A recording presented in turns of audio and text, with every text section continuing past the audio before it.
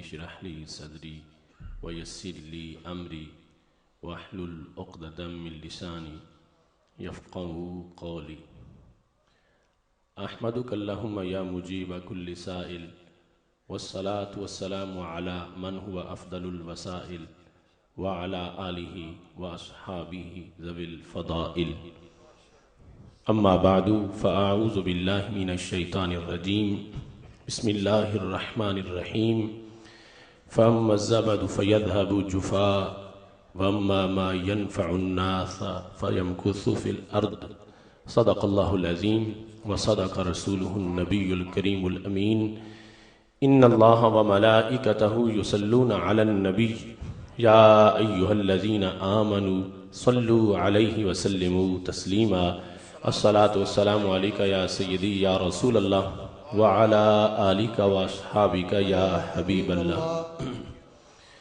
مولاي صل وسلم دائما أبدا على حبيبك خير الخلق كلهم منزه عن شريك في محاسنه فجوهر الحسن فيه غير منقاسم يا أكرم الخلق مالي من ألوذ به سواك عند حلول الحادث العممي محمد ذكره روح لأنفسنا محمد شكره فرض على الأمم رب صل وسلم دائما أبدا على حبيبك خير الخلق كلهم اللہ تبارک و تعالی جل جلالہ وعم نوالہ واتم برہانہ وعظم شانہ وجل ذکرہ وعز اسمہ کی حمد و ثنا اور حضور سرور کائنات مفخر موجودات زینت بزم کائنات دستگیر جہاں غم گسار زمان سید سروران حامی بے کساں قائد المرسلین خاتم النبیین احمد مجتبی جناب محمد مصطفیٰ صلی اللہ علیہ وآلہ وآصحابہ وبارک وسلم کے دربار گوہر بار میں ہدیہ درود السلام عرض کرنے کے بعد رونق محفل خطیب پاکستان حضرت مولانا محمد بشیر احمد سیالوی صاحب زیدہ مجدہ سنی تحریک کے عظیم رہنما محترم مولانا محمد زاہد حبیب قادری صاحب زیدہ مجدہ استاد العلماء حضرت علامہ مولانا محمد رمضان اویسی صاحب زیدہ مجدہ حضرت مولانا محمد ذکاء اللہ رضوی صاحب حافظہ اللہ تعالی حضرت مولانا صاحبزادہ محمد طارق منظور رضوی صاحب وارثان منبر و محراب ارباب فکر و دانش نہایت ہی معزز و محتشم سامعین حضرات رب ذوالجلال کے فضل اور توفیق سے مرکزی جماعت اہل سنت پاکستان کے زیر اہتمام آج اس عظیم الشان سالانہ سنی کانفرنس میں ہم سب کو شرکت کی سعادت حاصل ہو رہی ہے۔ میری دعا ہے رب ذوالجلال منتظمین کے اس انتظام کو اور شرکاء کی شرکت کو اپنے دربار میں قبول فرمائے۔ آپ نے مجھ سے قبل بھی خطابات سماعت کیے اور ابھی میرے بعد بھی عظیم الشان خطابات ہونے والے ہیں۔ ممتاز دانشور حضرت مولانا ڈاکٹر محمد اشفاق جلالی صاحب بھی خطاب کر چکے ہیں۔ میں مختصر سے وقت میں چند ضروری باتیں عرض کرتے ہوئے اپنی بساط گفتگو کو سمیٹنے کی کوشش کروں گا۔ میری دعا ہے خالق کائنات جل جلالہ اہل سنت و جماعت کو غلبہ عطا فرمائے اور رب ذوالجلال ہمارے ملک کو سلامتی عطا فرمائے۔ قرآن مجید برہان رشید میں رب ذوالجلال نے حق پرستوں کو حوصلہ عطا فرمایا ہے اور اس نغمہ جبریل نے اور کتاب لا ریب نے قیامت تک کے لیے حقیقتوں کو اجاگر کرتے ہوئے یہ کہا فَأَمَّا الزَّبَدُ فَيَذْهَبُ جُفَاءً وَأَمَّا مَا يَنْفَعُ النَّاسَ فَيَمْكُثُ فِي الْأَرْضِ، فرمایا جھاگ بھاگ جائے گا اور جھاگ ختم ہو جائے گا، اور زمین اسی کی ہے اور قرار اسی کو ملے گا جو اللہ کے بندوں کو فائدہ دینے والے ہیں۔ جب سیلاب آتا ہے تو اوپر جھاگ ہے، نیچے پانی ہے، جھاگ بالآخر اڑ جاتا ہے اور خاموش پانی پھر بھی باقی رہ جاتا ہے۔ اس واسطے قرآن مجید برہان رشید نے حق پرستوں کو یہ سمجھایا ہے کہ کبھی بھی معروضی حالات میں جھاگ کی طرح اٹھنے والے باطل کے سامنے اپنے نظریات کی حقیقت پر افسردگی سے دیکھنا نہیں چاہیے۔ حقیقت پسند ہے اور اللہ انہیں ہی اپنی زمین کا وارث بنانے والا ہے۔ اہل سنت و جماعت کا تسلسل جو کہ صفہ سے اٹیچ ہے اور آج تک ہمارے سینوں تک ایک نور اور نکہت کا جہان آباد ہے، میں اسی حقیقت کو چند حوالہ جات کی روشنی میں عرض کرتے ہوئے اپنی گفتگو کو سمیٹوں گا۔ میری دعا ہے رب ذوالجلال ہم سب کو قرآن و سنت کا فہم عطا فرمائے۔ سید عالم نور مجسم شفیع معظم صلی اللہ علیہ وسلم بدر سے واپسی پر تشریف فرما تھے۔ حضرت ام حارثہ رضی اللہ تعالی عنہا رسول اللہ صلی اللہ علیہ وسلم کے پاس آئیں۔ بخاری شریف میں متعدد مقامات پر اس کا ذکر ہے، اور یہ بھی کتب حدیث میں موجود ہے کہ ان کی بیٹی بھی ان کے ساتھ تھی، اور سید عالم نور مجسم شفیع معظم صلی اللہ علیہ وسلم سے آ کر انہوں نے یہ سوال کیا کہ میرا حارثہ جو بدر میں شہید ہو گیا ہے،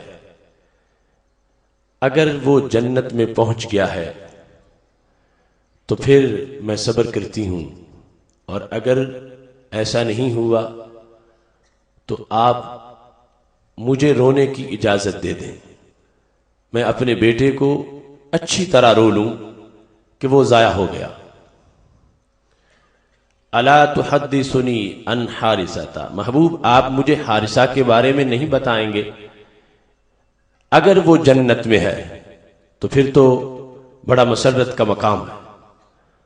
وَإِنْ كَانَ غَيْرَ ذَلِكَ أَجْهَدْتُ عَلَيْهِ بِالْبُكَاءِ، اگر ایسا نہیں تو پھر میں اچھی طرح اپنے بیٹے کو رو لوں۔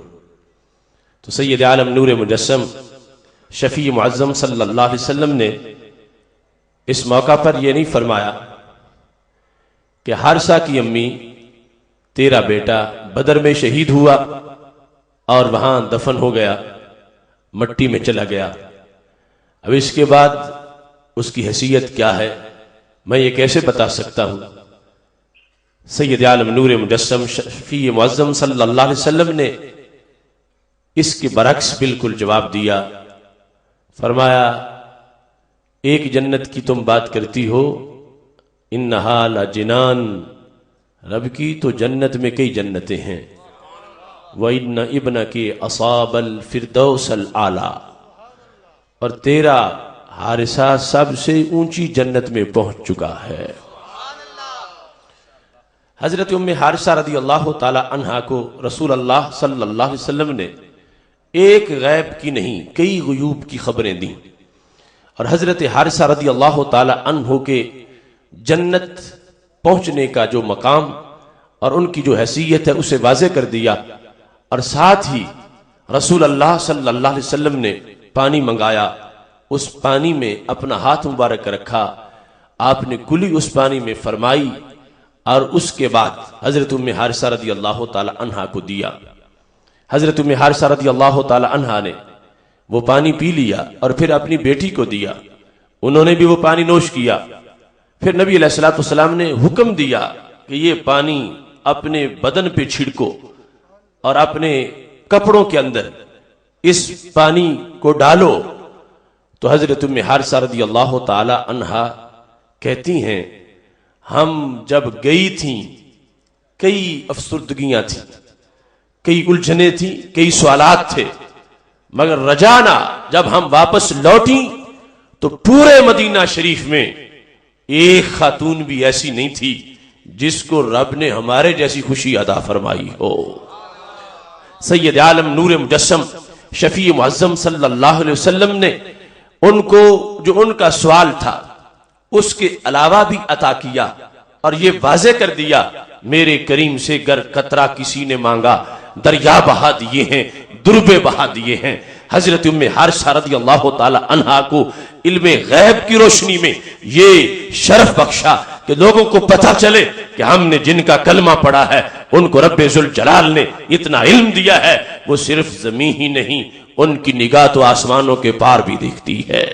وہ جنت الفردوس جو 7 آسمانوں کے پار ہے، جس کی چھت عرش بری ہے، سید عالم نور مجسم شفیع معظم صلی اللہ علیہ وسلم نے کوئی دیر نہیں لگائی، فوراً یہ بتایا تیرا حارثہ، اس کی شہادت کو رب نے اتنا قبول کیا ہے کہ اللہ نے ان کو یہ مقام دیا، اصاب الفردوس الاعلیٰ، وہ فردوس اعلیٰ پہنچ چکے ہیں، فردوس اعلیٰ کو پا چکے ہیں۔ حضرت ام حارثہ رضی اللہ تعالی عنہا کا سوال صرف اپنے بیٹے کے لیے تھا، مگر قیامت تک کے لیے سنی ماؤں کو یہ عقیدہ عطا کر دیا گیا کہ ہم نے جن کا کلمہ پڑھا ہے ان کو رب نے یہ شان عطا فرمائی ہے، وہ صرف ایک دیوار کے پیچھے نہیں، صرف 2 دیواروں کے پیچھے نہیں، حدیث صحیح کے مطابق زمین سے لے کر پہلے آسمان تک 500 سال کا سفر ہے، ہر آسمان کے اندر 500 سال کا سفر ہے، ہر آسمان سے اگلے آسمان تک 500 سال کا سفر ہے،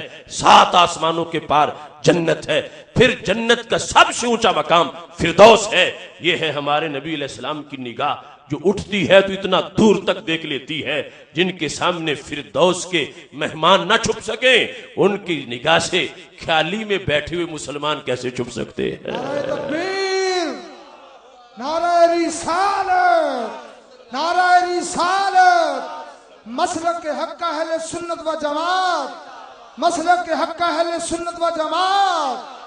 اس کا جو ابتدائی حصہ ہے اس کے لحاظ سے تھوڑی سی وضاحت ابو داؤد شریف سے بھی ملاحظہ کر لیجئے، جو باب قتال روم ہے، روم کی جنگ کا تذکرہ جہاں ابو داؤد شریف میں موجود ہے، وہاں حضرت ام خلاد رضی اللہ تعالی عنہا کی حدیث موجود ہے۔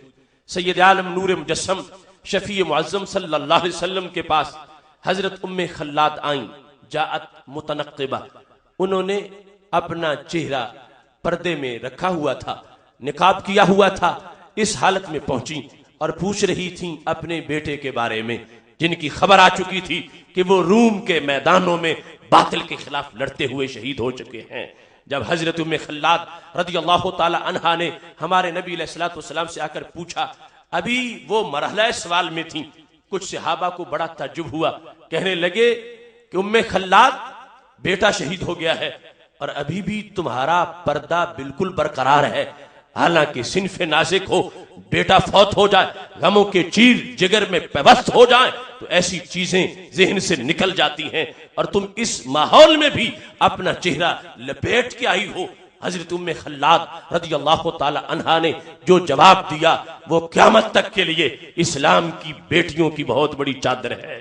کہنے لگیں ان ارزا ابنی لن ارزا حیائی، میرے محبوب کے غلاموں یاد رکھو شہادت بیٹے کی ہوئی ہے، شہادت پردے کی نہیں ہوئی، پردہ تو میرا اب بھی باقی ہے، مجھے کمی بیٹے کی آئی ہے، مجھے کمی حیا کی نہیں آئی، جو میں نے چہرہ اپنا چھپایا ہوا ہے یہ حیا کی وجہ سے ہے، اور میرے محبوب علیہ الصلوۃ والسلام نے مجھے حکم دیا ہم خواتین کو، تو ہم دنیا کو بتانا چاہتی ہیں کہ جو اسلام کا پردہ ہے وہ پردہ سر کا بھی ہے، وہ پردہ چہرے کا بھی ہے، اور اس چیز کو واضح کر رہی ہیں کہ بعد والی خواتین کو پتا چلے کہیں اپنے عزیز و اقارب کے فوت ہونے پر وہ بال ننگے کر کے اپنے بال نوچنا نہ شروع کر دیں کہ ہم نے اپنے جگر پارے اسلام کو دیے ہیں مگر پھر بھی نبی علیہ السلام کی دین کا جھنڈا لہرایا ہے۔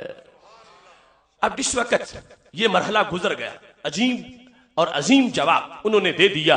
اب نبی علیہ السلام سے سوال کرتی ہیں میرے بیٹے کو کیا ملے گا؟ روم میں شہید ہوا، اسے کیا ملے گا؟ اب دیکھو یہ ہے خواتین اسلام جن کا عقیدہ اتنا شستہ ہے کہ سید عالم نور مجسم شفیع معظم صلی اللہ علیہ وسلم کو رب نے ایسے ہی روشنی دی ہے، اتنا علم دیا ہے کہ جو بھی پوچھیں گے سرکار اس کا جواب ضرور ارشاد فرمائیں گے۔ کہاں وہ صحابیات اور صحابہ کا عقیدہ، اور کہاں آج یہ جنگلی دتورے جن کا یہ کہنا ہے کہ نبی کو اپنے بارے میں پتہ نہیں میرے ساتھ کیا ہوگا، لیکن وہاں تو اسلام کی ہر بیٹی اس بات کا اعلان کر رہی ہے اور اسلام کا ہر بیٹا اس بات کا نعرہ لگا رہا ہے کہ جنہیں رب ذوالجلال نے ختم نبوت کا تاج پہنایا ہے انہیں رب ذوالجلال نے ہر گھڑی کا علم بھی عطا فرمایا ہے۔ نعرہ تکبیر، نعرہ رسالت، عظمت و شان مصطفیٰ، مسلک حق اہل سنت و جماعت، علماء اہل سنت۔ محتشم سامعین حضرات، اب سننا جواب کیا ہے؟ ہمارے نبی علیہ السلام فرمانے لگے ابنوں کے لہو اجر و شہیدین، تیرے بیٹے کی اللہ نے اتنی شان بلند کر دی ہے، تیرے بیٹے کو رب نے 2 شہیدوں کا ثواب عطا فرمایا ہے۔ سنگل شہادت نہیں، تیرے بیٹے کی ڈبل شہادت ہے۔ اب سید عالم نور مجسم شفیع معظم صلی اللہ علیہ وسلم کا یہ انداز مزید اس بات کی وضاحت کر رہا ہے کہ کسی اجمالی علم کی بنیاد پر جواب نہیں دے رہے کہ بتا دیا گیا ہو شہید کا ثواب ہوتا ہے، اس کے بارے میں کوئی پوچھے تو بتا دو وہ کامیاب ہو گیا ہے۔ نہیں، رب نے تفصیلی علم دیا ہے، ہر شہید کا جو میرٹ بنتا ہے اس میرٹ پر نگاہ ہے ہمارے نبی علیہ السلام کی، اور اس میرٹ کی خبر دیتے ہوئے فرمایا باقی شہید جو ہیں ان کو سنگل ثواب ملا۔ آج تو تیرے بیٹے کی شہادت پر میں جو رزلٹ کا اعلان کر رہا ہوں، لہو اجر و شہیدین، اللہ نے اس کو 2 شہیدوں کا ثواب عطا فرمایا ہے۔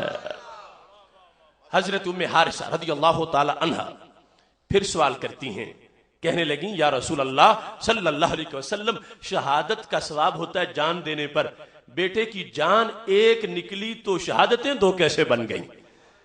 یہ ان کا حقیقت پسند مزاج، انہیں انکار نہیں، یقین ہے کہ ٹھیک ہے 2 مل گئی، لیکن اس کا سبب پوچھنا چاہتی ہیں اور یہ بتانا چاہتی ہیں کہ بعد میں خواتین اسلام اپنا انداز تحقیقی رکھیں اور تحقیق کے مطابق گفتگو کریں۔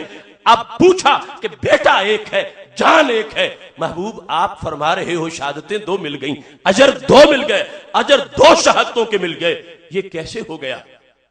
اب سننا جواب۔ سید عالم نور مجسم شفیع معظم صلی اللہ علیہ وسلم ارشاد فرمانے لگے لِأَنَّهُ قَتَلَهُ أَهْلُ الْكِتَابِ، تیرا بیٹا سنگل کافروں کے خلاف نہیں نکلا تھا، تیرا بیٹا ڈبل کافروں کو مارنے نکلا تھا۔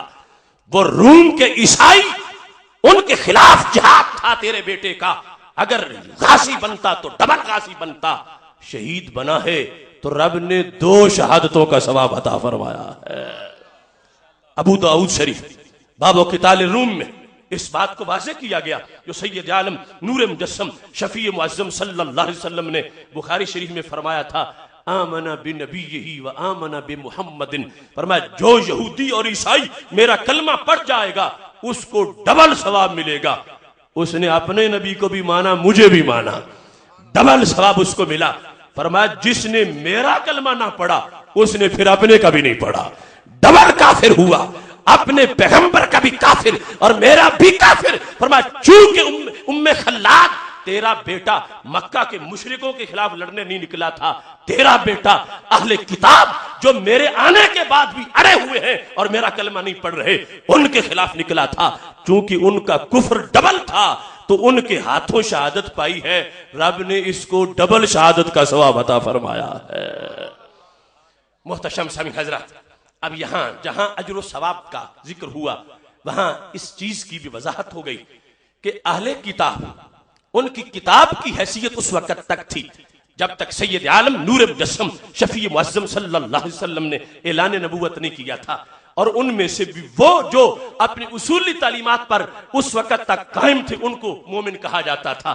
جو پہلے ہی بدل چکے تھے وہ پہلے کافر تھے. لیکن جب ہمارے نبی علیہ السلام کی آمد کے بعد جس نے بھی ان میں سے کلمہ نہیں پڑھا اس نے حضرت عیسیٰ علیہ السلام کا پیغام مسترد کیا, اس نے حضرت موسیٰ علیہ السلام کا اس یہودی نے پیغام مسترد کر دیا, اور ہمارے نبی علیہ السلام کا بھی وہ منکر ہوا. اس واسطے اس کا کفر ڈبر قرار پایا. آج ہمارے ماحول میں ہم جس وقت ختم نبوت کی بات کرتے ہیں تو ہمیں یہ سوچ کے بولنا چاہیے کہ ختم نبوت کا منکر بھی بگاڑا ہے اور میرے محبوب کی نبوت کا منکر بھی بگاڑا ہے. نبوت اور ختم نبوت یہ دونوں چیزیں یہ ہے ایمان پرکھنے کا معیار. ایک طرف وہ لوگ جو نبوت کے بالواسطہ چور ہیں, دوسرے وہ جو نبوت کے براہ راست چور ہیں, اور تیسرے وہ جو ختم نبوت کے لحاظ سے نقب زنی کرنے والے ہیں. آج سنی اپنے ایمان کو دیکھ اور رب کا شکر ادا کر, اللہ نے تجھے نبوت کا بھی محافظ بنایا ہے, ختم نبوت کا بھی محافظ بنایا ہے.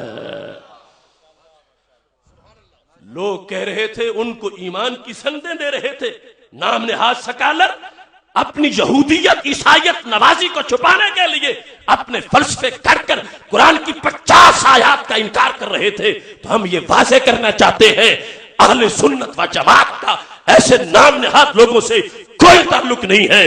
ہم اس کے جبہ و دستار کو سلام کرنے والے ہیں جو نبی علیہ السلام کی نبوت کی ذمہ داری جو ہے اس کی نبوت کے تاج کی بھی خدمت کرنے والا ہو اور ختم نبوت کے تاج کی بھی خدمت کرنے والا ہو.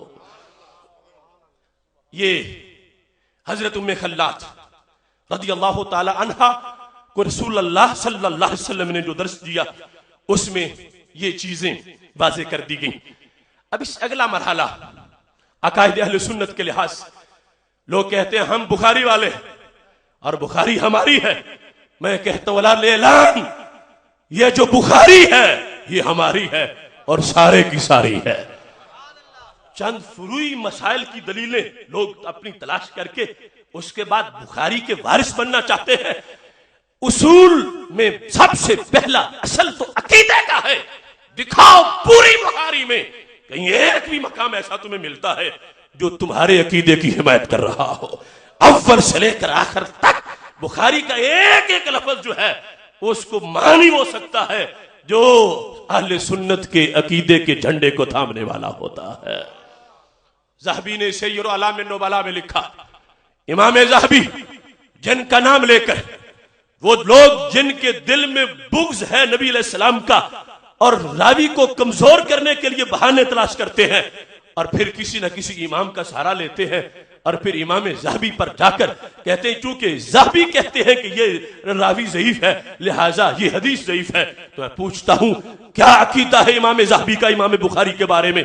سیر اعلام النبلاء میں امام ذہبی نے لکھا کہ حضرت امام بخاری رحمت اللہ علیہ جب حدیث پڑھا رہے تھے اپنے شاگرد محمد بن ابی حاتم سے یہ کہا, طب نفسا تو خوش رہ جیتا رہ, ان اہل الملاہی فی ملاہیہم والتجار فی تجاراتہم واہل الصناعۃ فی صناعاتہم فانت مع النبی واصحابہ صلی اللہ علیہ وسلم. کہنے لگے میرے شاگرد سال گزر گئے ہیں جب نبی علیہ الصلوۃ والسلام اس دنیا سے تشریف لے گئے ہیں, اب اپنے روضہ پاک میں موجود ہے, تو میرے سامنے بیٹھا ہے, میرے سامنے بیٹھ کے پڑھ رہا ہے, مگر تیرا عقیدہ کیا ہونا چاہیے؟ امام بخاری کا وہ قول امام ذہبی روایت کر رہے ہیں سند کے ساتھ اور بتا رہے ہیں بخاری کا نام وہی لے سکتا ہے جو بخاری کا عقیدہ رکھنے والا ہے. کیا کہا تھا؟ کہا ان اہل الملاہی فی ملاہیہم, اے محمد بن ابی حاتم گپے لگانے والے لہو و لعب کرنے والے اپنی جگہ, والتجار فی تجارات, تاجر تجارت کر رہے, واہل الصناعۃ فی صناعاتہم, صنعت کار صنعت میں مصروف ہیں, اور تیری کتنی بڑی شان ہے, انت مع النبی واصحابہ صلی اللہ علیہ وسلم. فرمایا تو اللہ کے نبی علیہ السلام کے دربار میں بیٹھ کر حدیث پڑھ رہا ہے. انت مع النبی, تو نبی علیہ السلام کے ساتھ ہے, بیٹھا کہاں ہے؟ بخاری کے پاس. انت مع النبی و اصحابہ، میرے شاگرد میرے سامنے بیٹھ کر جو تو نے نبی علیہ السلام کی حدیث پڑھی تو کس عقیدے سے پڑھے گا کہ بیٹھا میرے پاس ہے مگر دربار رسالت ہے. انت مع النبی و اصحابہ صلی اللہ علیہ وسلم، کہ تو نے صحابہ کی کلاس میں بیٹھ کر نبی علیہ الصلوۃ والسلام کے دربار میں یہ حدیث سنی ہے. یہ اس امام کا عقیدہ ہے جس امام کو امام بخاری کہا جاتا ہے، جو بتا رہے ہیں میری حدیث پڑھنے کے لیے شرط یہ ہے کہ پہلے سنیوں والا عقیدہ ہو، جو یہ کہیں کہ جن کی حدیث ہے معاذ اللہ وہ مٹی میں مل گئے ہیں، جو یہ بکواس کر رہے ہو کہ ان کو خبر نہیں ہے، وہ بخاری پکڑنے کی بھی وہ روادار نہیں ہے. چونکہ امام بخاری رحمت اللہ علیہ نے یہ عقیدہ بیان کر دیا، اپنے شاگردوں کو سمجھایا کہ بیٹھنا میرے پاس ہے، مگر سمجھنا یہ ہے کہ دربار رسالت میں مدینہ شریف میں حاضری ہو گئی ہے. سید عالم نور مجسم شفیع معظم صلی اللہ علیہ وسلم نظر کرم بھی فرما رہے ہیں اور عطائیں بھی کر رہے ہیں. لہٰذا میں ببانگ دہل یہ کہتا ہوں، آج خیالی کے ان آفاق میں بیٹھ کر سنی کانفرنس میں شرکت کرنے والوں، آج دعوت دیتا ہوں میں ان لوگوں کو جو امام بخاری کا نام لے کر اپنے عقیدے کی دکانیں چمکانا چاہتے ہیں، بتاؤ تمہارا سینہ بخاری والا ہے یا ہمارا سینہ بخاری والا ہے. آج اس پورے مجمع میں ان پڑھ سنی بھی یہ عقیدہ لے کے بیٹھا ہے کہ ہم بیٹھے خیالی میں ہیں مگر حاضری دربار رسالت میں ہو رہی ہے. تکبیر، نعرہ رسالت، عظمت و شان مصطفیٰ، عظمت و شان مصطفیٰ، مسلک کے حق اہل سنت و جماعت. تو یہ عقیدہ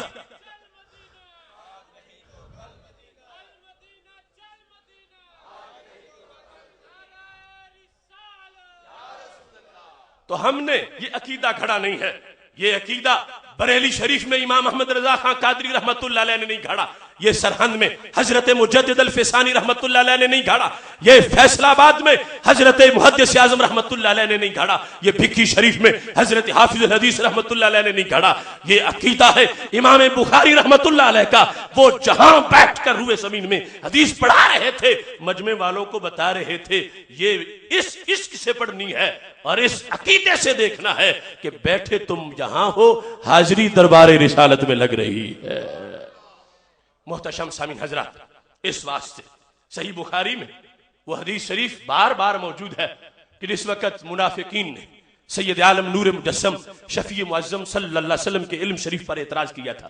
خازن نے امام سودی کی روایت کے مطابق اس کو تفصیل سے لکھا کہ محبوب علیہ السلام نے یہ اعلان کر دیا، اوردت علی امتی کما اوردت علی آدم فی صورہا فی التین، مجھ پر میری ساری امت پیش کر دی گئی. امت سے مراد ہے امت دعوت، یعنی پوری انسانیت. پر مجھے پتا ہے، رب نے بتایا ہے قیامت تک جتنے لوگ پیدا ہوں گے میں جانتا ہوں ان میں مومن کون ہے اور ان میں کافر کون. یہ بات منافقین تک پہنچ گئی. اب دیکھنا نسب اپنا کہ ہمارا کس سے ملتا ہے ان کا کس سے ملتا ہے. منافقوں نے سب سے پہلے یہ اعتراض کیا، زعم محمد صلی اللہ علیہ وسلم انہ یعلم، یہ تو ان کا گمان ہے کہ میں جانتا ہوں قیامت تک کے لوگوں کو. وَنَحْنُ مَعَهُ وَمَا يَعْرِفُونَ، کہتے ہیں دلیل دیکھو، ان کو کیسے پتا ہو سکتا ہے قیامت کے لوگوں کا؟ ہم ساتھ ہیں، ہمارا تو پتا نہیں. اگر پتا ہوتا تو مسجد سے نکالتے. دل ہمارے کفر کا مرکز ہے، صرف کلمہ ہم نے زبان سے پڑھا ہے. ہم کفر گڑھ والے ہیں اور ایمان صرف ظاہر ہے، ہمیں تو دھکا دے کے نکالتے نہیں ہیں. اگر قیامت تک کے لوگوں کو جانتے ہوتے تو ہمیں تو جانتے ہوتے. یہ بات جب انہوں نے کی، ہمارے نبی علیہ السلام کو پتا چل گیا. ممبر منگوا لیا، اس پہ بیٹھ گئے. حمد اللہ واسنا علیہ، اللہ کی حمد و ثنا کی. ما بال اقوام طعنوا فی علمی، وہ لوگ ہوتے کون ہیں جو مجھے بے علمی کے تانے مارے، ان کی حیثیت کیا ہے؟ ما بال اقوام کا ترجمہ حضرت امام بندیالوی رحمت اللہ علیہ استاد محترم یوں کرتے تھے، فرمایا کیا پدی کا شوربہ، رب دینے والا ہے میں لینے والا ہوں، یہ لگتے کون ہیں یہ ہوتے کون ہیں؟ رب نے دیا میں نے لیا. ما بال اقوام طعنوا فی علمی، ان لوگوں کی حیثیت کیا ہے؟ مجھے بے علمی کے تانے مارتے ہیں. لا تسألونی عن شیء فیما بینکم و بین الساعۃ الا نبأتکم بہ، فرمایا آج سے لے کر قیامت تک جو پوچھو گے یہیں بیٹھے ہر چیز کا جواب دے دوں گا.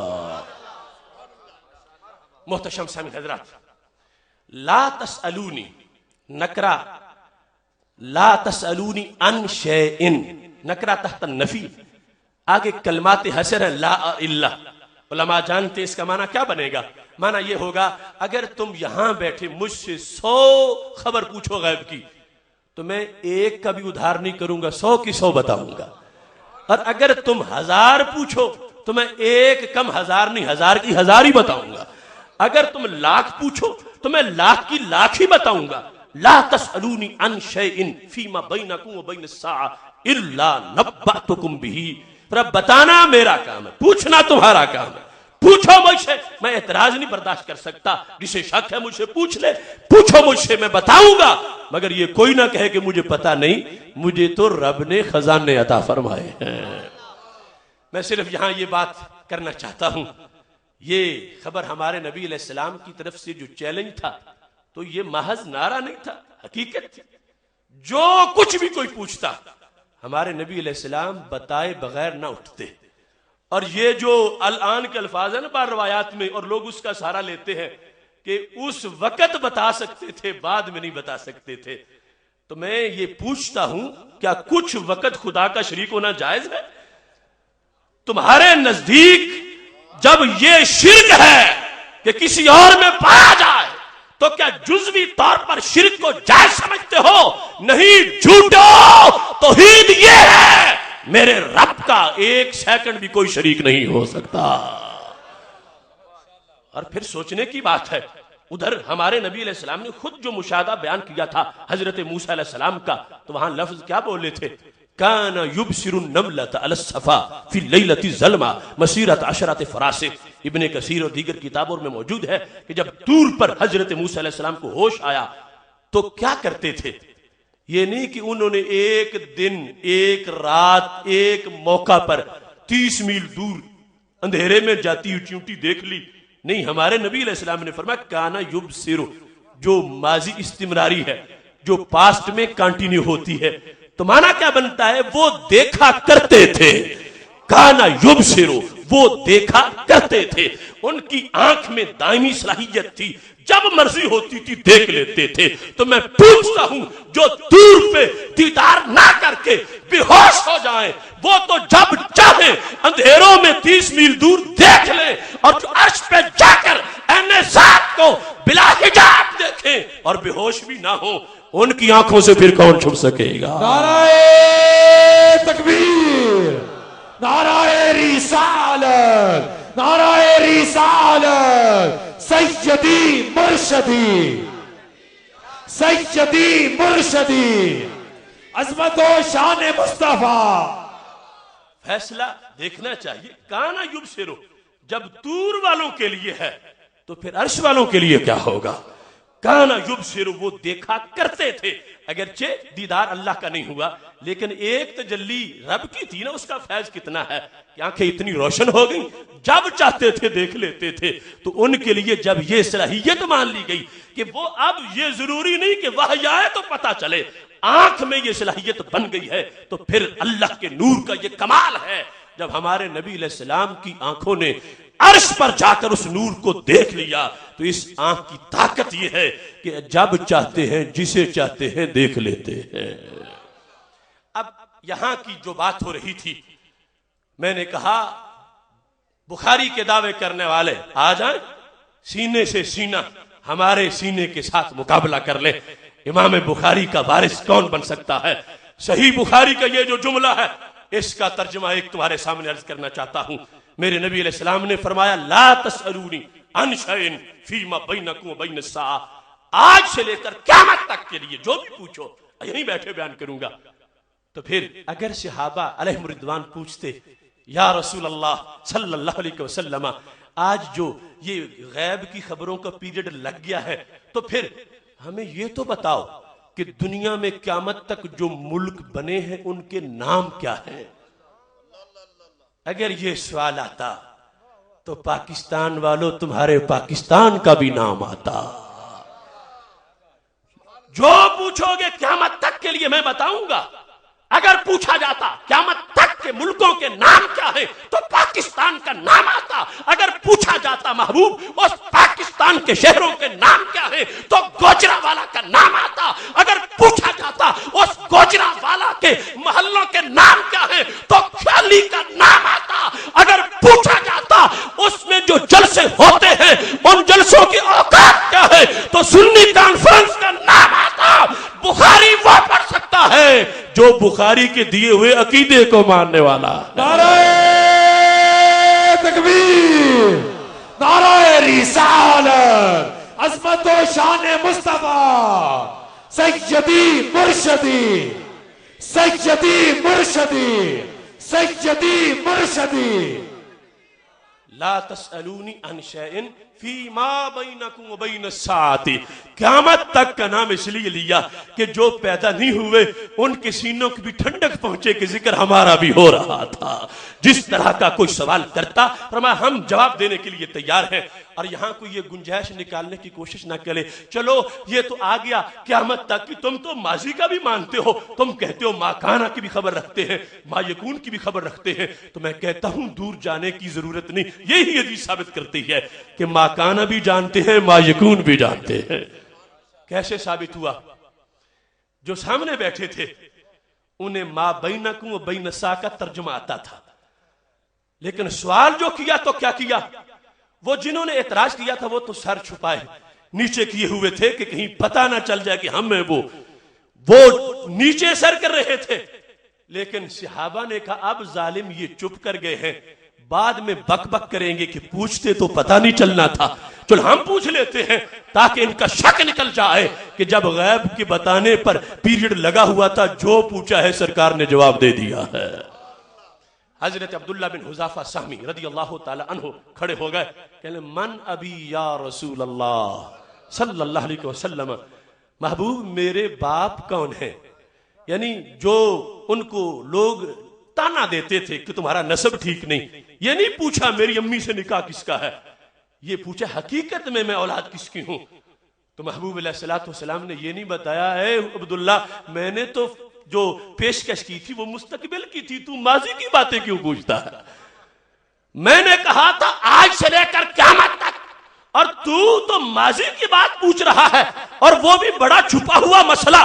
میرے محبوب علیہ الصلوۃ والسلام نے یہ نہیں کہا کہ میرے چیلنج کے مطابق سوال نہیں ہے، تم سوال کرو تو مستقبل کا کرو. نہیں، فوراً کہا حذافۃ السامی عبداللہ تمہیں مبارک ہو، تمہارے نسب میں کوئی فرق نہیں، تم اپنے باپ کے بیٹے ہو.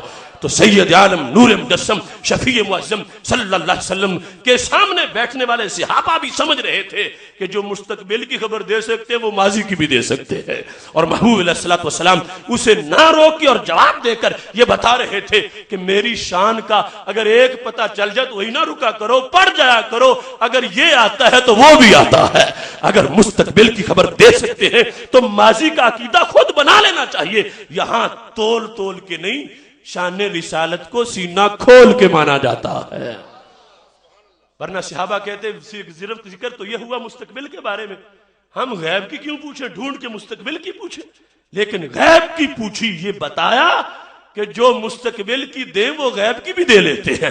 اس بنیاد پر اگر اور کہیں نہ جائیں تو یہ حدیث بھی اس بات کو واضح کر رہی ہے کہ اہل سنت و جماعت کا جو عقیدہ ہے امام بخاری رحمت اللہ علیہ نے اس کو سینکڑوں مقامات پر واضح کیا ہے اور یہ بتایا ہے کہ سید عالم نور مجسم شفیع معظم صلی اللہ علیہ وسلم کی یہ شان ہے.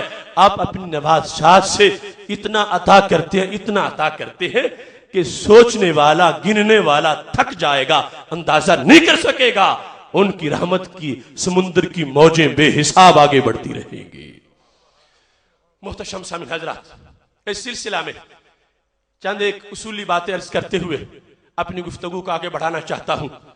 آج جس وقت بخاری شریف کی ان احادیث کا ذکر ہوتا، روایات کا تذکرہ ہوتا، تو وہ لوگ کہتے ہیں ایک جملہ بول کر کہ یہ جو کچھ بیان کرتے ہیں وہ تو سارے معجزات ہیں، اور معجزے سے کوئی عقیدہ تو ثابت نہیں ہوتا. ہم اگر صحیح بخاری سے دکھائیں کہ نبی علیہ السلام کے بدن سے کپڑا لگا صحابہ نے اسے مشکل کشا مانا، حضرت عبد الرحمن بن عوف رضی اللہ تعالی عنہ نے یہ وصیت کی تھی کہ صحابہ میں نے جو چادر نبی علیہ السلام سے مانگ کی لی ہے اس کا مجھے کفن پہنانا ہے، اور صحابہ نے مانا ہے۔ سال میں 7 راوی ہیں کہ جب فوت ہوئے تھے حضرت عبد الرحمن بن عوف انہیں وہی چادر پہنائی گئی تھی جو نبی علیہ السلام کے بدن سے لگی تھی، اور یہ پہنانے والوں میں کوئی بھی ایسا نہیں تھا جس کے عقیدے میں معمولی سا شرک ہو، سارے توحید پرست تھے اور دنیا والوں کو بتا رہے تھے یہ ہے شان ہمارے نبی علیہ السلام کی کہ ان کے بدن سے بے جان چادر بھی مل جائے وہ بھی مشکلیں حل کر سکتی ہے۔ وہ کہیں گے یہ تو معجزہ ہے، معجزے سے عقیدہ تو نہیں بنتا۔ اس سلسلہ میں امام بخاری رحمۃ اللہ علیہ کا موقف اور صحابہ کا موقف، علیہم رضوان اور اہل بیت اطہار رضوان اللہ علیہم اجمعین کا موقف، اس کو اختصار سے عرض کرتے ہوئے بات سمیٹ رہا ہوں۔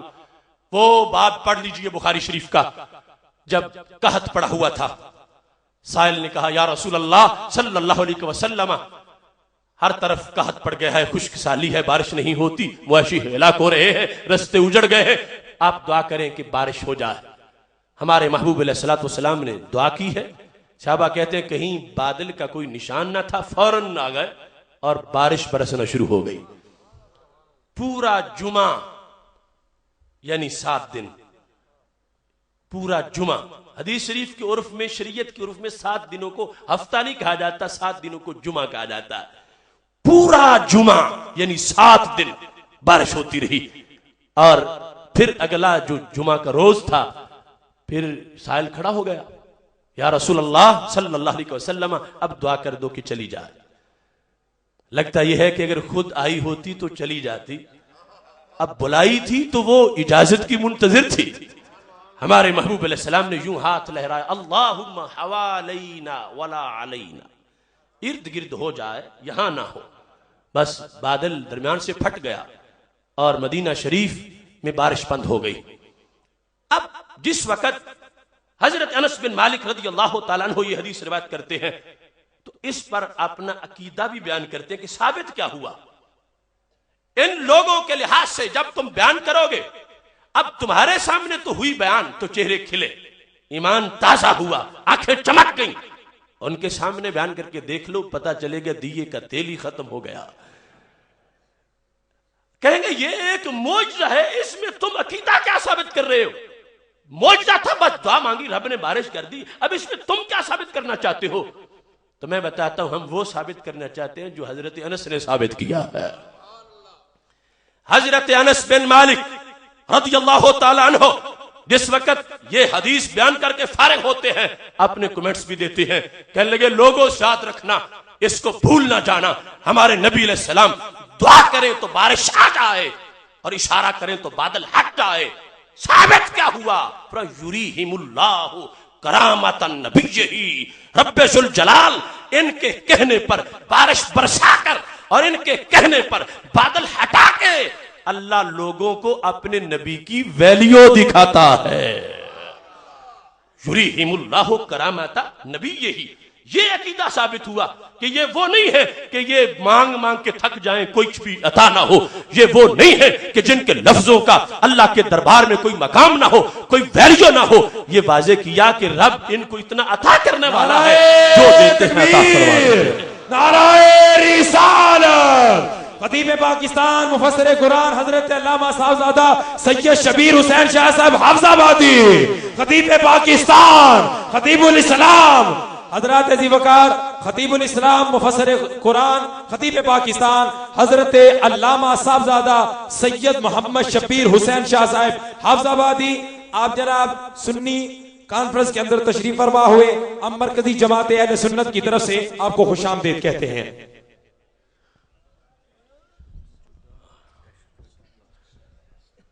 محترم سامعین حضرات، جیسا کہ آپ دیکھ رہے ہیں خطیب اسلام حضرت صاحبزادہ پیر سید شبیر حسین شاہ صاحب حافظ آبادی حافظہ اللہ تعالی سٹیج پہ جلوہ گر ہوئے۔ میں اپنی گفتگو کو بالکل سمیٹ رہا ہوں۔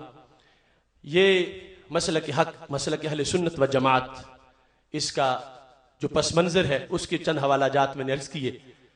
اب البدایہ والنہایہ اپنے مسلک کی صداقت کو بیان کرتے ہوئے بات سمیٹتا ہوں.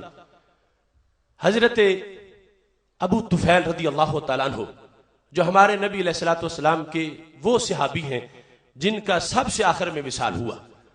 حضرت ابو طفیل رضی اللہ تعالیٰ عنہ کہتے ہیں کہ حضرت عمر رضی اللہ تعالیٰ عنہ اپنے بیٹے فراس کو لے کر نبی علیہ الصلوۃ والسلام کے دربار میں آئے اور کہنے لگے یا رسول اللہ صلی اللہ علیہ وسلم اس کے سر کو درد ہے، آپ اس کو دم فرما دیں. اجلسہ بین یدیہ، رسول اللہ صلی اللہ علیہ وسلم نے ان کو اپنے سامنے بٹھا لیا. فقبض بین عینیہ، تو آپ نے اپنے ہاتھوں سے مبارک انگلیوں سے ان کا وہ چمڑا جو دونوں آنکھوں کے درمیان تھا ماتھے پر اسے پکڑ کے کھینچا تھوڑا سا اور چھوڑا تو دو اثر ظاہر ہو چکے تھے. درد جا چکا تھا اور جہاں انگلیاں لگی تھیں وہاں نور کا منہ مبارک پیدا ہو چکا تھا.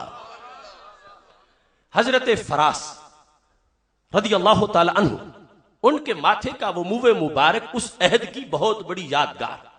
لوگ زیارت کرتے تھے کہ نبی علیہ السلام کی انگلی لگی ہے اور وہاں منہ مبارک پیدا ہوا ہے. حضرت ابو طفیل رضی اللہ تعالیٰ عنہ جن کا نبی علیہ السلام کے وصال کے 1 صدی بعد وصال ہوا، وہ کہتے ہیں لما کانا زمن الخوارج، جب خارجیوں کا زمانہ آیا. خارجیوں کا زمانہ آپ جانتے ہیں ان کا آج نام کیا ہے. اس وقت بھی اصحاب عدل کہہ رہے تھے اپنے آپ کو، یہاں تک کہ بخاری شریف میں ہے جب سید عالم نور مجسم شفیع معظم صلی اللہ علیہ وسلم جیرانہ میں موجود تھے اور یا دوسرے مقام پر مال غنیمت تقسیم کر رہے تھے تو ایک شخص ذوالخویسرہ اس کا نام تھا اور اس نے آ کر کہا اعدل یا محمد صلی اللہ علیہ وسلم، آپ عدل کریں. دوسری روایت میں کہا اتق اللہ، رب سے ڈرے. تقوی کی دعوت اور عدل کا پیغام جب یہ سنا تو حضرت فاروق اعظم رضی اللہ تعالیٰ عنہ نے تلوار پکڑی اور دوسری روایت میں حضرت خالد بن ولید رضی اللہ تعالیٰ عنہ نے تلوار پکڑ لی. اس گستاخ کا سر اتارنا چاہتا ہوں. اب بظاہر تو عدل کی تبلیغ یہ تو ثواب والی بات ہے، اسے گستاخی کیوں سمجھا گیا؟ پتا چلا خارجیوں کو شروع سے یہ پتہ نہیں کہ تبلیغ کہاں کرنی ہوتی ہے. یہ پرانی نشانی ہے خارجیت کی. تبلیغ وہاں کرتے ہیں جہاں تبلیغ کی ضرورت نہیں ہوتی. اے ظالموں جنہوں نے حضرت حلیمہ رضی اللہ تعالی عنہا کا دودھ پیتے وقت بھی اپنے بھائی کا حصہ چھوڑا ہو، انہیں مشورہ دینا کہ عدل کرو، یہ توہین نہیں تو اور کیا ہے.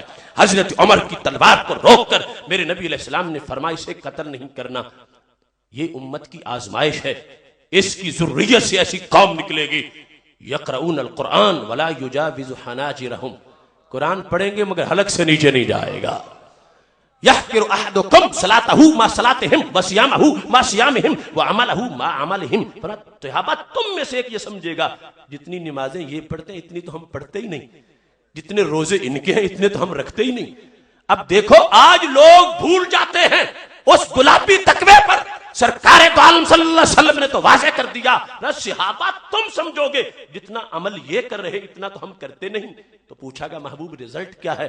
جب مریں گے تو پاس کیا ہوگا؟ یمرقون من الدین کما یمرق السهم من الرمیہ، یوں خالی ہوں گے جیسے شکار سے تیر بالکل خالی نکل جاتا ہے. یہ وہ خارجیت تھی جنہوں نے صحابہ کرام علیہم رضوان پر کفر کے فتوے لگا، جنہوں نے نماز پڑھتے نمازیوں کو شہید کیا، جنہوں نے حضرت جابر کی تقریر میں اس وقت مسجد نبوی کے ماحول میں کھڑے ہو کر ان پر اعتراض کیے کہ اللہ کے نبی کے صحابی تم غلط تقریریں کر رہے ہو، تم کہتے ہو سرکار چلو بھریں گے تو بھر کے جہنمیوں کو جنت میں لے جائیں گے، جب قرآن یہ کہہ رہا ہے کہ کلما ارادوا ان یخرجوا منها اعیدوا فیہا، کہ جب بھی جہنمی باہر نکلیں گے ان کو دھکا دے کے جہنم میں گرا دیا جائے گا. ہنگامہ کر دیا مسجد نبوی شریف میں دور صحابہ میں حضرت جابر کے سامنے خارجیوں کی پوری جماعت نے. یزید الفقیر خود راوی ہے، کہتے ہیں جب اس وقت ہم یہ بولے تو حضرت جابر نے کہا تقرأ القرآن، کیا تم قرآن کے حوالے دیتے ہو؟ کیا تم نے آج تک مقام محمود والی آیت نہیں پڑھی؟ ہم نے پوچھا اس کا مطلب کیا ہے؟ فرمایا یہی تو وہ مقام ہے جہاں وہ کھڑے ہوں گے چلو بھر کے کروڑوں کو جہنم سے نکال کے جنت عطا فرما دیں گے. فرمایا جو آیت تم پڑھتے ہو وہ کافر و مشرک کے بارے میں ہے اور جو تقریر میں کر رہا ہوں وہ مومن کے بارے میں ہے.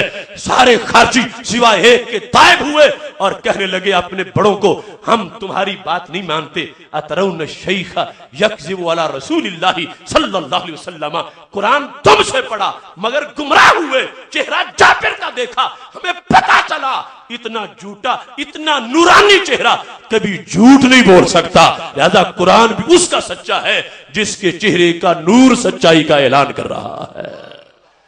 اس خارجیت کو اب زہریلا فتنہ کتنا. حضرت ابو طفیل کہتے ہیں فراس خارجی بن گئے. سقطت الشعر, جو ہی خارجی بنے تو ماتھے سے منہ مبارک جھڑ گیا, غائب ہو گیا. کہتے ہیں جب منہ مبارک جھڑ گیا حضرت عمر کو پتا چل گیا کہ میرا بچہ خارجی بن گیا. یہ بڑی قابل غور بات ہے. آج کے والدین الا ماشاءاللہ غافل ہیں کہ ان کا بیٹا درس کس کا سنتا ہے, ان کا بیٹا تقریر کس کی سنتا ہے, ان کا بیٹا کس کیمپ کس کورس میں جاتا ہے. اور آج کے الا ماشاءاللہ خطباء اور مشائخ غافل ہو گئے کہ ان کا کون سے نمازی کے کلیجے کو کوا اٹھا کے لے گیا ہے, ان کے کون سے مرید پر حملہ ہو گیا ہے. حضرت ابو طفیل یہ بتاتے ہیں کہ ملت کے علماء اور مشائخ کو کیا کرنا چاہیے. حضرت عمر بتاتے ہیں والدین کو بیٹوں کی حفاظت کیسی کرنی چاہیے. اس میں یہ نہیں کہ خارجیت سچی ہے, خارجیت جھوٹ ہے. صحابہ اپنا عقیدہ سچا لیے ہوئے ہیں مگر یہ ایسا بولا پن ہے اس کا اثر ہو جاتا ہے. اب حضرت عمر نے کیا کیا, قیدہ فحبسہ, اپنے بیٹے کو جکڑا کمرے میں بند کر دیا.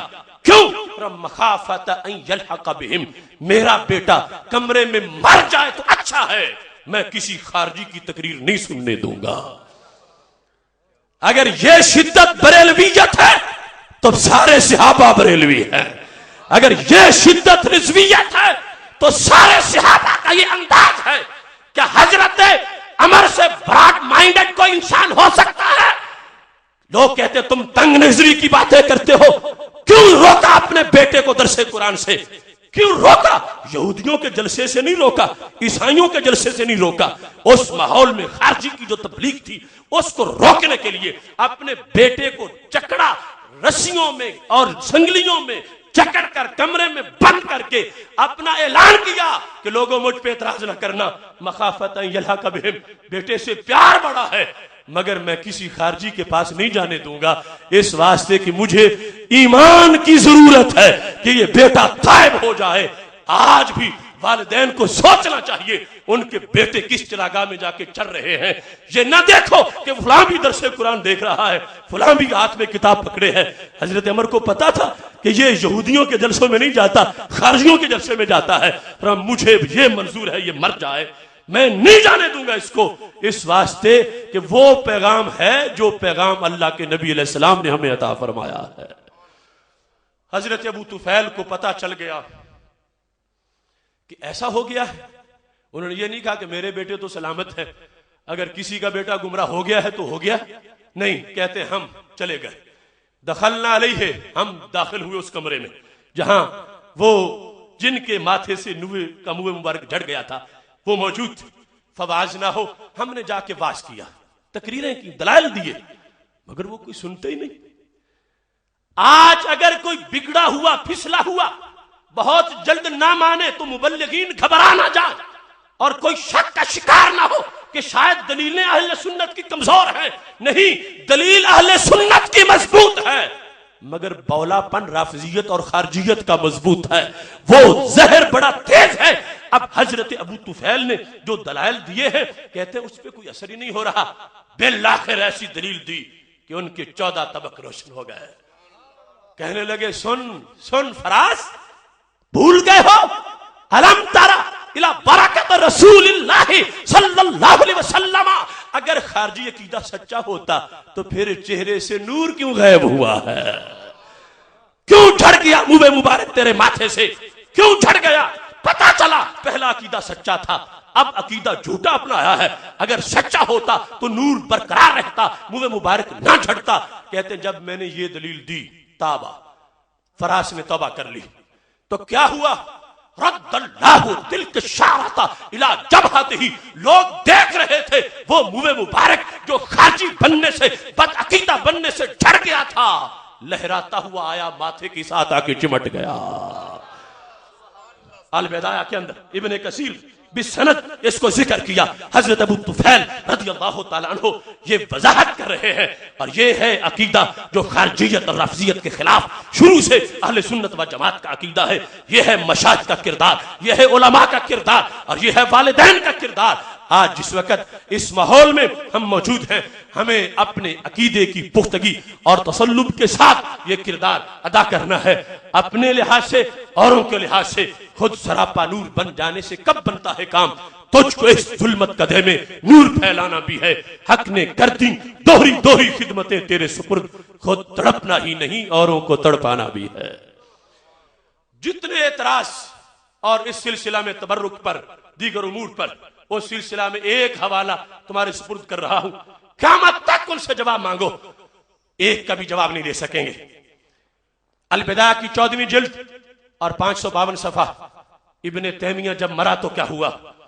جس کو بیس بنا کر آج داتا صاحب پر جانے والوں پر شرک کے فتوے لگائے جاتے ہیں، جس ابن تیمیہ کی منحوس تعلیمات جس نے امت مسلمہ پر بے جا شرک کے فتوے لگائے، اس کا شاگرد ابن کثیر جس وقت ابن تیمیہ مرا تو کیا عقیدہ بیان کرتا ہے؟ پتہ یہ چلتا ہے اللہ چاہتا ہے تو منکروں کے گھر سے حق کی حمایت کروا دیتا ہے۔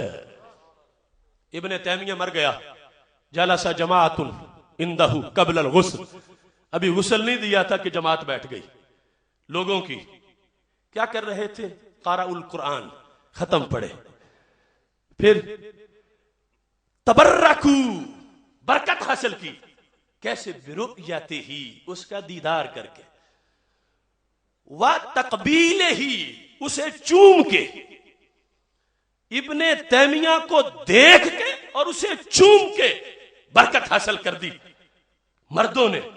ثم حاضر جماعت النساء، جب مرد ہٹے تو عورتیں آ گئیں، فعلن مثل ذلک، انہوں نے بھی یہی کام کیا۔ ابن تیمیہ کو دیکھا بھی، چوما بھی۔ میں پوچھتا ہوں یہ تبرک کے منکروں، جو جائز تبرک تھا وہ تجھے مدینہ شریف میں بھی معاذ اللہ ناجائز نظر آتا ہے، تو اس ابن تیمیہ کے بدن میں کون سا تبرک کا جنریٹر لگا ہوا تھا کہ جس کی بنیاد پر دیکھے میں تو تبرک برکت ملتی ہے اور چومے تو برکت ملتی ہے، اور پھر غیر محرم عورتیں اس کو چوم رہی تھیں؟ کہاں گئی شریعت؟ کہاں گیا دین؟ کہاں گئی اس وقت للہیت؟ اور کہاں گیا قرآن و سنت کا پیغام؟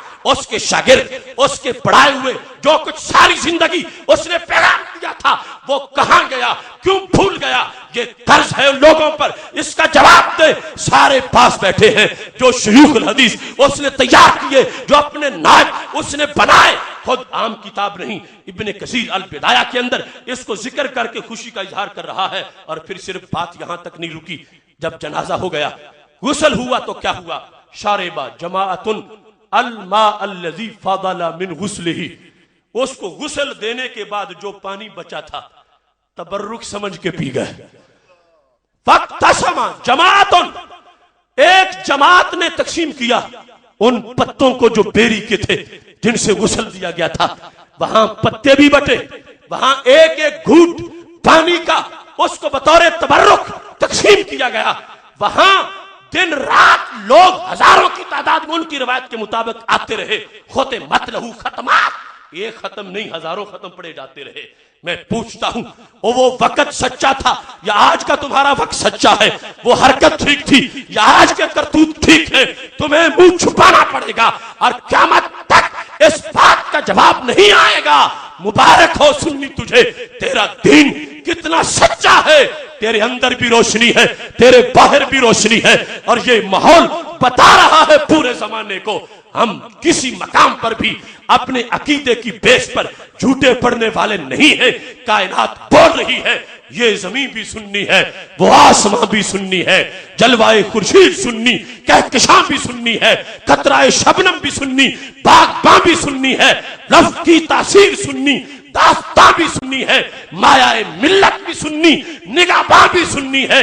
अहले सुन्नत के जिया लो, बांध लो कर तुम कमर, नजर आएगा तुम्हें सारा जहां ही सुन्नी है। नाराए तकबीर, नाराए रिसालत, नाराए रिसालत, मसलक के हक अहले सुन्नत व जमात। मोहतरम सामीन हजरात, वक़्त नहीं है, अभी आपने वो खिताब मौलाना मोहम्मद जाहिद हबीब कादरी साहब का सुना। शाह साहब इस मौजू पर तफसीलन गुफ्तगू करेंगे कि खारजियत आज इस मुल्क में क्या कर रही है और कितना इस मुल्क को उन्होंने नुकसान पहुंचाया है। अब तो आंखें खुल जानी चाहिए उन लोगों की कि जिन्होंने इन लोगों को पाला और आज हर तरफ वो आग लगाकर इस मुल्क को भून देना चाहते हैं। याद रखो, किराएदार को किराए के मकान से कोई दिलचस्पी नहीं होती, वो कहीं और जाके बैठ जाएगा, लेकिन जिन्होंने अपना जिगर पिघला के ईंटें बनाई हो और कमरा बनाया हो, उन्हें अपने मुल्क से प्यार होता है। इस वास्ते हम इस मुल्क को जलता नहीं देख सकते। अहले सुन्नत व जमात हर उस कदम की हिमायत करते हैं और हर उस हाथ के पीछे मौजूद है जो इस मुल्क की हिफाजत करने वाला है। और जो हाथ इस मुल्क को जलाने में, इस मुल्क के अंदर खून बहाने में मसरूफ है, अहले सुन्नत व जमात उस हाथ को काटने के लिए हर कुव्वत के हामी हैं, जो कुव्वत भी इस्लाम की हिमायत करने वाली है। अल्लाह तबारक व तआला हमारे मुल्क को सलामती अता फरमाए। व आखिरु दावाना अनिल हम्दुलिल्लाहि रब्बिल आलमीन।